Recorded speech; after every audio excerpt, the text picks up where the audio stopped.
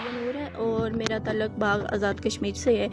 और मैं 2005 के ज़लज़ले में डिसेबल हुई थी और तब मैं बहुत छोटी थी और बहुत मुश्किलात तो बहुत हुई हैं। जब एक बंदा नॉर्मल लाइफ गुजार रहा हो और वो डिसेबल हो जाए तो उसके लिए बहुत मुश्किल होता है ज़िंदगी गुजारना। हर जगह बहुत मसाइल रहे हैं, हॉस्पिटलों में रहना, और साथ में मेरे अब्बू थे, वो भी बीमार थे, भाई थे, वो छोटे थे, सबसे बड़ी मैं ही हूँ। तो मेरे 3 भाई हैं, वो तीनों मुझसे छोटे हैं।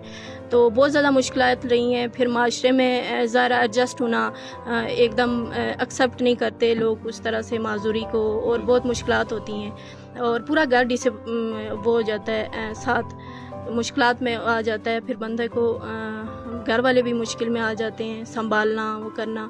जूं वक्त गुजरता गया आस्ता आस्ता फिर मैंने एडजस्ट किया, अपने आप को संभाला, खुद अपने काम खुद करना शुरू किए, व्हील चेयर यूज़ करना शुरू किया। पहले तो मैं बेड पे थी, बिल्कुल कुछ भी नहीं कर सकती थी, अपना काम वगैरह कोई भी नहीं कर सकती थी। जूं वक्त गुजरता गया फिर मैं अपने आप को खुद शिफ्ट होना, बैठना, घर के कुछ कामों में हिस्सा लेना, फिर आस्ता आस्ता अपने आप को एडजस्ट किया और नॉर्मल लाइफ की तरफ आई, नॉर्मल लाइफ गुजारने लगी। फिर मैं घर के काम करने लगी। फिर आस्ता आस्ता मेरे घर वालों पे भी बोझ कम हो गया, उनको भी लगा कि वाकई ये अब खुद अपना आप संभाल सकती है। नहीं तो उनके लिए भी बड़ा मुश्किल होता था कहीं भी जाना, छोड़ के जाना, और हर वक्त मेरी देखभाल करना, ये सारी चीज़ें बहुत मुश्किल थी।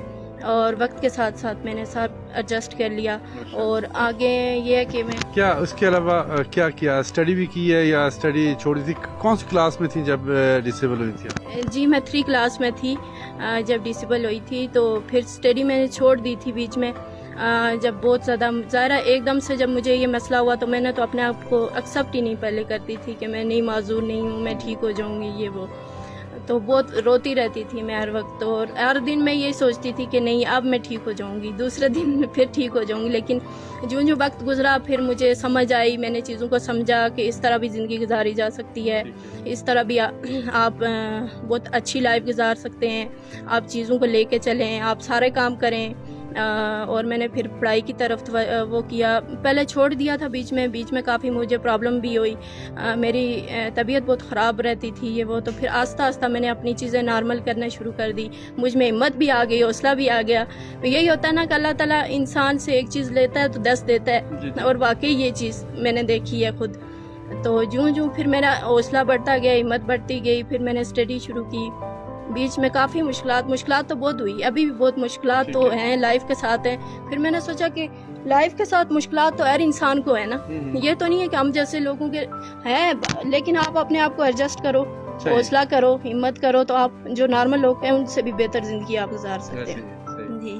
तो अभी क्या किया एजुकेशन में ये है कि फिर मैंने स्टार्ट लिया दोबारा, मुझे शौक भी था, तो मैं कुछ करना भी चाह रही थी। मैं चाह रही थी कि आगे मैं कुछ कर सकूं, कुछ बन सकूं, अपने पैरों पे खुद खड़े हो सकूं, अपने लिए भी कर सकूं, दूसरों के लिए भी कर सकूं। फिर मैंने मैट्रिक की, तो आगे मैं ICOM करना चाह रही हूँ। फिर ये है कि थोड़ी सी सपोर्ट की तो ज़रूरत है, अगर कोई सपोर्ट करने वाला हो तो इंशाल्लाह ज़रूर। क्या सपोर्ट आप चाहती हैं, किस तरह की सपोर्ट होनी चाहिए? ये है कि पढ़ाई के लिए भी सपोर्ट हो, आगे यानी आपके अखराजात, आपका खर्च अखराजात ज़ाहिर है नहीं है, क्योंकि मैं खुद बीमार वगैरह भी हो जाती हूँ। मेरे आना जाना, पढ़ाई के अखराजात, क्योंकि मेरे घर में कोई कमाने वाला भी नहीं है, भाई हैं वो छोटे हैं, अभी वो भी कहीं एडजस्ट नहीं है। तो मेरी अगर सपोर्ट हो तो मैं आगे पढ़ना भी चाहती हूँ और कुछ करना अपने लिए भी करना चाहती हूँ, दूसरों के लिए भी। मैं इस कंडीशन में लेके कर तो सब कुछ सकती हूँ बस सपोर्ट की ज़रूरत है। अगर कोई इस तरह का कोई सिस्टम हो, हमारा